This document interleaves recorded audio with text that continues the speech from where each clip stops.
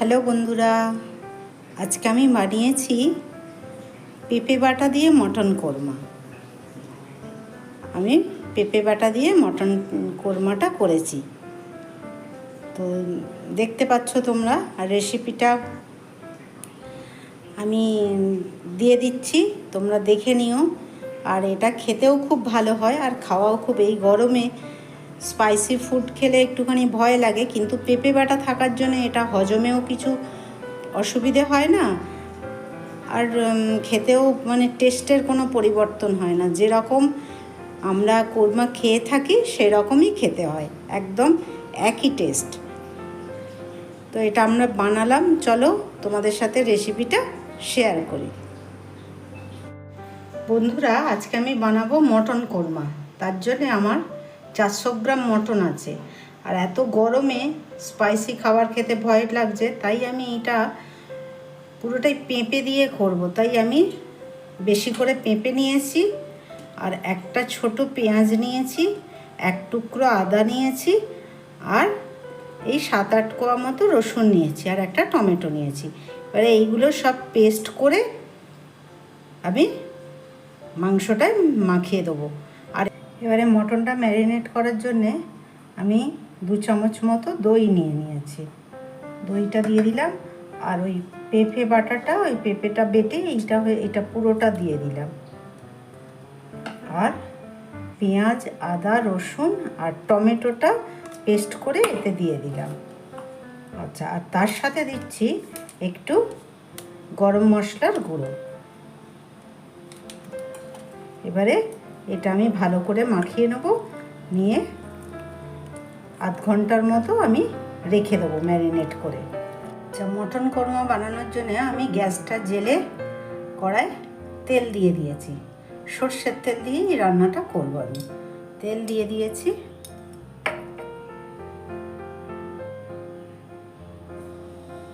আমার তেলটা গরম হয়ে গেছে। এবারে ওর মধ্যে আমি এই গরম মশলাটা দিয়ে দিচ্ছি। এর মধ্যে আছে একটা তেজপাতা, 2টো শুকনো লঙ্কা, 2টো ছোটো এলাচ, 1 টুকরো দারচিনি আর 2টো লবঙ্গ। এবার আমি ওর মধ্যে ম্যারিনেট করা মাংসটা দিয়ে দিচ্ছি।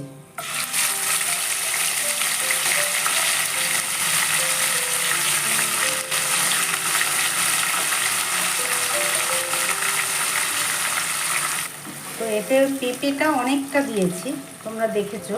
কারণ পেঁপে দিলে মাংসটা খুব তাড়াতাড়ি সিদ্ধও হয়ে যায়, আর খেলেও কিছু অসুবিধে হয় না। এই গরমে স্পাইসি খাবার খেলে খুব অসুবিধে হয়, তো গ্যাস অম্বল হয়ে যাওয়ার সম্ভাবনা থাকে। কিন্তু পেঁপেটা দিলে ওটা হজম হয়ে যায়।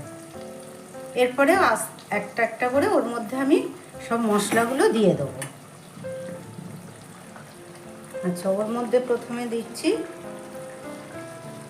হলুদ গুঁড়ো 1 চামচ, জিরে গুঁড়ো 1/2 চামচ, ধনে গুঁড়ো 1 চামচ, এমনি লঙ্কার গুঁড়ো 1 চামচ, আর লাল লঙ্কার গুঁড়ো 1 চামচ, আর নুন দিয়ে দিচ্ছি 2 চামচ মতো, ছোটো চামচের 2 চামচ। আর দিয়ে দিলাম চিনি অল্প করে। এবার এটা ভালো করে নেড়ে দেবো।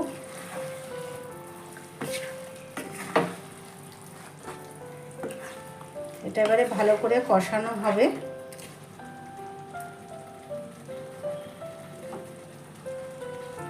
মাংসটা কষানোর সময় মাঝে মাঝে ঢাকাটা খুলে ওটা নেড়ে দিতে হবে।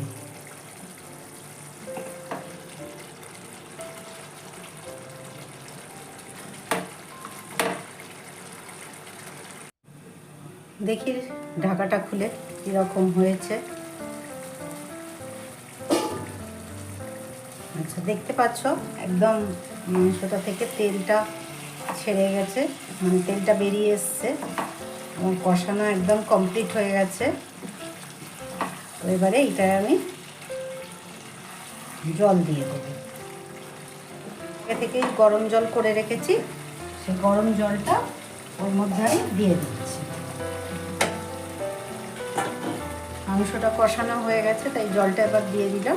বেশি জল দেবো না, একদম অল্প করে, যেহেতু এটা কোরমা হচ্ছে, মাটন কোরমা, তাই একদম গ্রেভিটা অল্প হবে।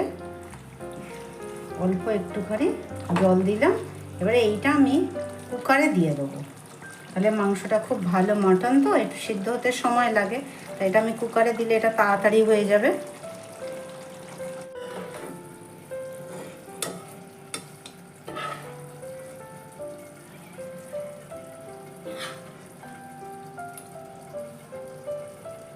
একটু অল্প করে চারমগজ, 3-4টে কাজু আর 2 কুচি নারকেল নিয়েছি, এটা আমি পেস্ট করে নেব, নিয়ে মাংসটার মধ্যে দিয়ে দেবো। আর ওই পেস্টটা কুকারের মধ্যে দিয়ে দিচ্ছি, দিয়ে আর কুকারটা আটকে দেবো। আর একটু গরম মশলা গুঁড়ো দিয়ে দিচ্ছি।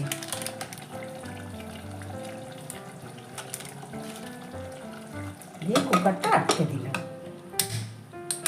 এবারে এইটাকে আমি 3টে সিটি দেবো। 3টে সিটি দিয়ে কিছুক্ষণ ওটা স্ট্যান্ডিং টাইমে রেখে দেবো। বন্ধুরা, এটা আমার 3টে সিটি হয়ে গেছে, আমি অফ করে, গ্যাসটা অফ করে রেখে দিয়েছিলাম। এবার চলো দেখি মাংসটা সিদ্ধ হয়েছে কি।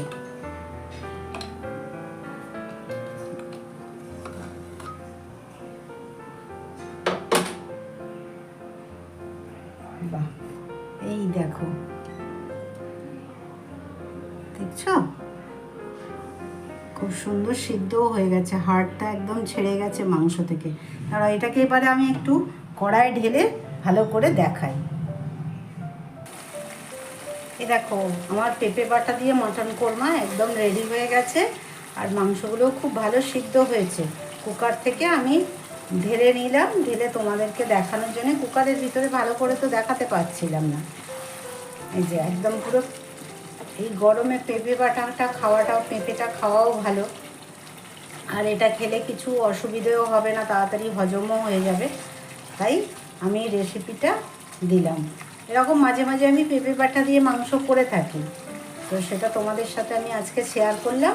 আর যদি তোমাদের এই রেসিপিটা ভালো লাগে, বা তোমরা করে আগে দেখো, করে দেখো, কোনো টেস্টের কিছু পরিবর্তন হয় না। তোমরা যে যদি ভাবছো যে পেঁপে বাটা দিয়ে খেতে হয়তো কীরকম হবে, ভালো খেতে, টেস্টটা ভালো হবে না, কিন্তু টেস্টটা খুব ভালো হয়। যেমন আমরা নর্মাল মাংস করি পেঁয়াজ আদা রসুন দিয়ে, ওই রকমই হয়, ওরকমই খেতে হয়, টেস্টটা খুবই সুন্দর হয়। তোমরা করে দেখো, দেখে আমাকে বলবে যে কীরকম হয়েছে। আর যদি এটা ভালো লাগে তাহলে একটা লাইক দেবে, আর অন্যজনকে দেখাতে চাইলে শেয়ার করবে, আর আমার পেজটা একটা ফলো করে দিও।